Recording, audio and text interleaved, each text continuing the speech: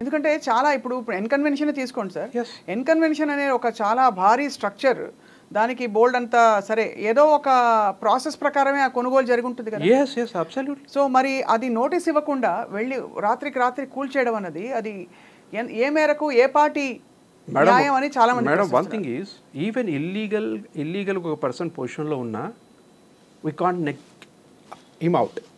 Procedure is they. Prior notice ఇవ్వాలి, explanation అడగాలి. Notice ఇచ్చి 10 ఏళ్ళు స్టే వచ్చింది కదా, 10 ఏళ్లకు పైగా, అంతకంటే స్టే ఏమి ఇస్తారు, ఎన్ని రోజులు అంటున్నారు. అంటే కోర్టుని ధిక్కరించి వీళ్ళు చేసినట్టు అంటారా, లేదు వేరే ఇంకో సందర్భంలో వచ్చిన గౌరవ సుప్రీంకోర్టు ఉత్తర్వులు ఏవైతే ఇల్లీగల్గా ఉండి కూల్చిపడేంటి చెప్పక్కర్లేదని అది వెసులుబాటుగా వాడుకున్నారంటారు ఇక్కడ? ఇప్పుడు చెప్పక్కర్లేదు అన్నది చెప్పిన తర్వాత ఏ కైండ్ ఆఫ్ ఎక్స్ప్లెనేషన్ వాళ్ళు రిసీవ్ చేసుకున్నారు, ఎలా దాన్ని డీల్ చేశారనేది కూడా పాయింట్ అండి. నోటీస్ ఇచ్చాము మేము వచ్చి కూల్చేస్తామని కాదు.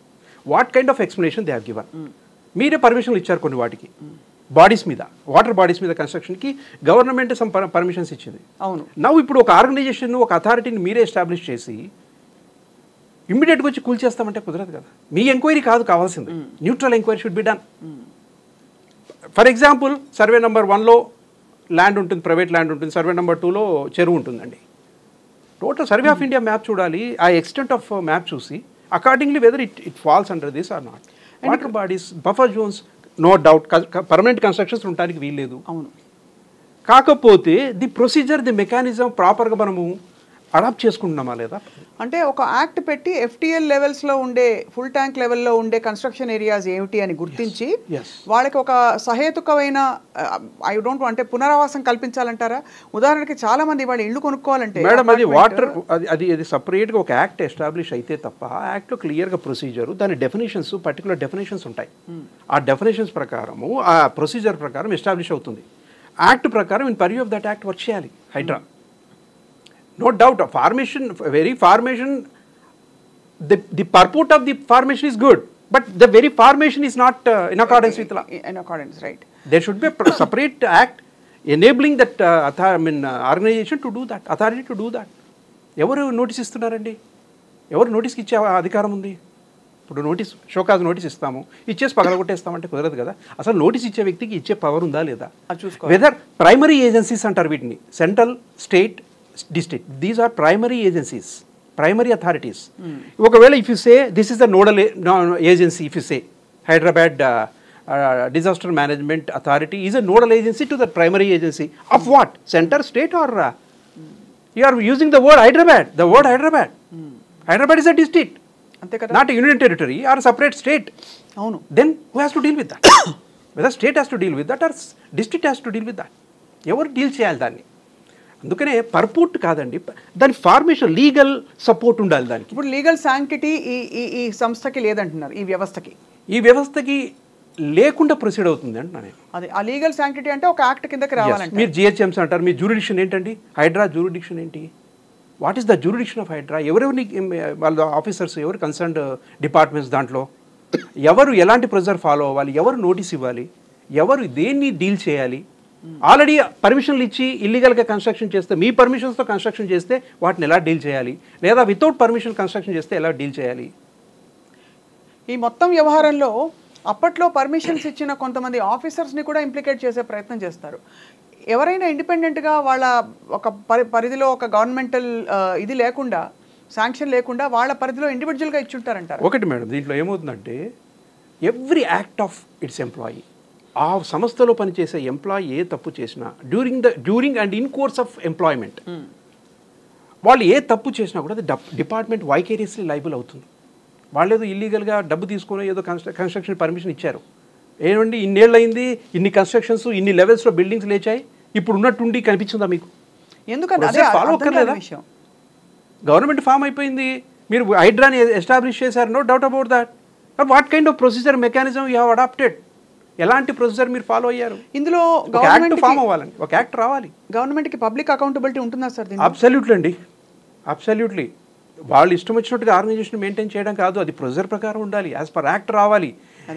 యాక్ట్ 2005లో నుంచి వచ్చిన ఇది సపరేట్ యాక్ట్ రావాలి. మీరు GHMs అని ఒక యాక్ట్ తయారు చేశారు, అవును, అలాగే ఇది కూడా ఒక యాక్ట్ రావాలి.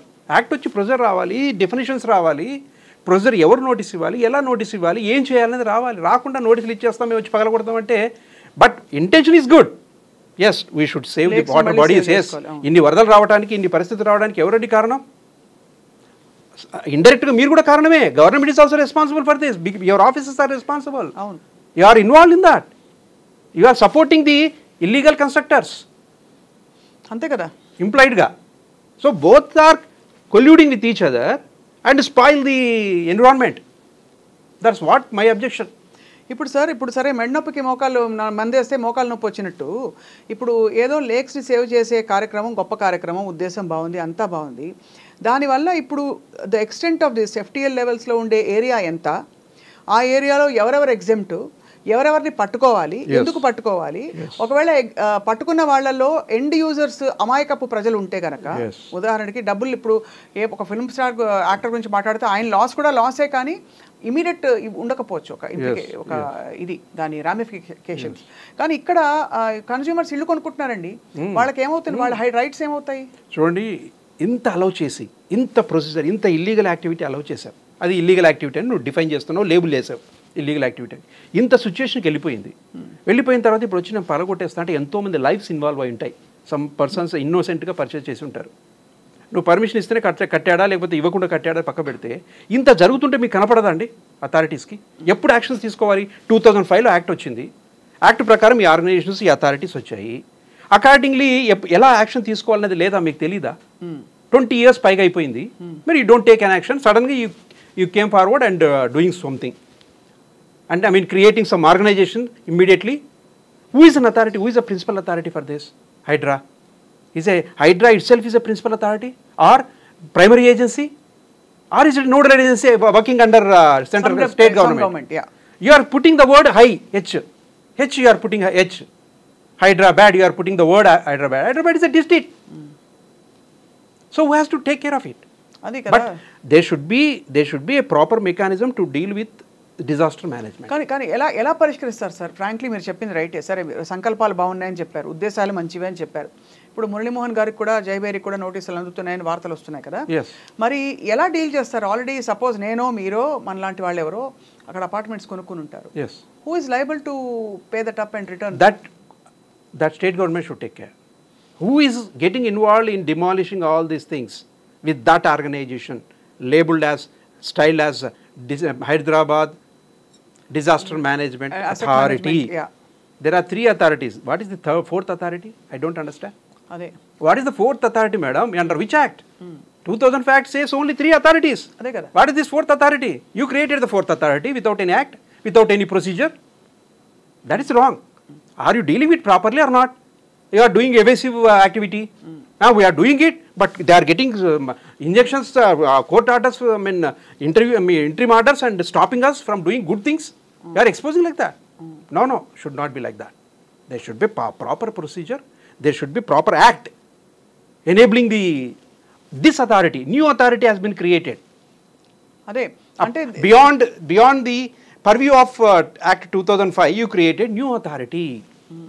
You are putting the word Hydra. HDRA. Hyderabad Disaster Relief Resource. Response Authority. Disaster Response and Asset Management Authority. What is that authority? Beyond the purview of 2005, there is no such authority at all. You can create a nodal agency saying that yes, we give notices. You go and do that. They can. State government or district level officers can do that. Authority can do that. What is this fourth authority? I don't understand. This is the fourth authority. అంటే మీరు అనేది ఏమిటి? ఇదే గనక state government direct గా చేస్తే తప్పు కాదండి? తప్పు కాదండి, కానీ డీల్ చేసే విధానం అండర్ దిస్ యాక్ట్ డీల్ చేయాలి. అది 2005 యాక్ట్ పర్వ్యూ ప్రకారం కొన్ని గైడ్ లైన్స్ ఫ్రేమ్ అవుతాయి. ఆ గైడ్ లైన్స్ ప్రకారం ఇప్పుడు స్టేట్ గవర్నమెంట్ డైరెక్ట్ గా చేయకుండా ఎందుకు హైదరాబాద్ ద్వారా చేస్తుంది? ఇదే చెప్తున్నాను. అంటే వాళ్ళు అనుకున్న పర్పోర్ట్ చేయాలనేది కరెక్టే, కానీ చేసే విధానం నాట్ అయిన కరెక్ట్ కాదు. That is the reason why courts are getting involved. పెద్ద గవర్నమెంట్ కి తెలిసి ఉండదు సార్, అంటే legal experts. I can't say so. Why these? There are so many there might be so many legal experts. They would have said it. ఇప్పుడు చాలా మంది RERA approvals ఉన్న చోట, రేరా దగ్గర మొత్తం అంటే డాక్యుమెంటేషన్ ఉంటుంది కాబట్టి ఇటువంటి సమస్యలు రావు. ఇవన్నీ కూడా రేరా లేకుండా కొనుగోలు చేసిన వాళ్ళకి లేదు కన్స్ట్రక్ట్ చేసిన వాళ్ళకి అని అంటున్నారు. Is it real sir? ట్రూస్? No madam. These hydra is confined to illegal constructions on water bodies, lakes, చెరువులు, కుంటలు కానివ్వండి, ఇంకోటి కానివ్వండి. హైదరాబాద్ చుట్టూ కొన్ని వందల చెరువులు ఉన్నాయండి. మొత్తం పూడ్చిపడేసి కట్టేశారు. That is wrong. ఎందుకంటే వరదలు ఎందుకు వస్తున్నాయండి? అర్బన్ జోన్లో కూడా వరదలు ఎందుకు వస్తున్నాయంటే నువ్వు చేస్తున్న ఇల్లీగల్ యాక్టివిటీయే. కానీ నువ్వు ఇల్లీగల్ యాక్టివిటీకి గవర్నమెంట్ ఏం చేస్తుంది? ఉన్నట్టుండి కళ్ళు తెచ్చుకుంటుంది 30 ఏళ్ల తర్వాత, 20 ఏళ్ల తర్వాత. మేము చేసేస్తాం అని వస్తుంది. What is they can do that? They can, provided they should follow the law. అంతే. Act 2005 is the foundation. దాని ప్రకారం వెళ్ళాలి. That can be which deals with the disaster management. Disaster management విపత్తు నిర్వహణని రెగ్యులేట్ చేసేది, అంటే నియంత్రించేది, దాని సిస్టమ్ను రన్ చేసేది యాక్ట్ 2005 అండి. దాని ప్రకారమే వెళ్ళాలి. అంతే తప్ప నేను ఇంకో కొత్త అథారిటీ క్రియేట్ చేస్తా అంటే there must be separate act. దానికి క్యాబినెట్ అవన్నీ మామూలుగా ప్రొసీజర్ ఫాలో అవ్వాలి. యాక్ట్ ఫ్రేమ్ అవ్వాలి. ఫ్రేమ్ అయ్యే హైడ్రా వర్క్ చేయాలి. ఆ అథారిటీ లేదు దీంట్లో. కానీ ఇక్కడ జస్టిఫికేషన్ ఏంటంటే సొంత సీఎం గారి సొంత బ్రదర్ ప్రాపర్టీ కూడా ఇప్పుడు మనకి కొన్ని ఏరియాలు, గండిపేట ఏరియాలో అక్కడ ఇక్కడ అది ఇట్స్ అట్ స్టేక్. కాబట్టి ఇది నిష్పక్షపాతంగా అసలు చట్టం తన పని తాను చేసుకుపోతుంది అనే లెవెల్లోనే ఇది కనిపిస్తుంది, ధ్వనిస్తుంది. సో మరి చాలా ఏరియాస్కి ఈ సమస్య వచ్చే అవకాశం ఉందా సార్ ఇప్పుడు ప్రస్తుతం ఉన్న పరిస్థితుల్లో? హైడ్రా ఇప్పుడు state level disaster management authority, state అథారిటీలో ex officio chairman is CM. తర్వాత కమిటీ ఉంటుంది, కమిటీ డిసైడ్ చేస్తుంది. ఇప్పుడు హైడ్రాలో ఎవరండి? హైడ్రాలో అథారిటీలో ఎవరు? రంగనాథ్ గారు ఉన్నారు కదా. రంగనాథ్ గారు one of the organs. Is not whole and sole కాదు, బట్ ఆయన నడిపిస్తున్నారు, ఆయనే మాట్లాడుతున్నారు. How can you give this notice? ఏ యాక్ట్ కింద ఇస్తున్నారు చెప్పండి? ఎవరు పర్మిషన్ ఇచ్చారు? That should be, court is so serious about all these things, madam. Those things will be dealt with. We are getting involved and court త్వరలో దీనన్నిటిని తేల్చేస్తుంది. ఇది suo motu తీసుకునే action అంటారా కోర్టు? తీసుకోవచ్చు. పబ్లిక్ ఇంట్రెస్ట్ లిటిగేషన్ కూడా file చేయొచ్చు. Public interest litigation ఒకటి, లేకపోతే aggrieved parties వెళ్ళి ఫైల్ చేసుకోవచ్చు అంటారు. అందుకనే కోర్టు దృష్టికి కొత్త అథారిటీ ఏంటో తీసుకెళ్లాలనుకుంటున్నాం మేము.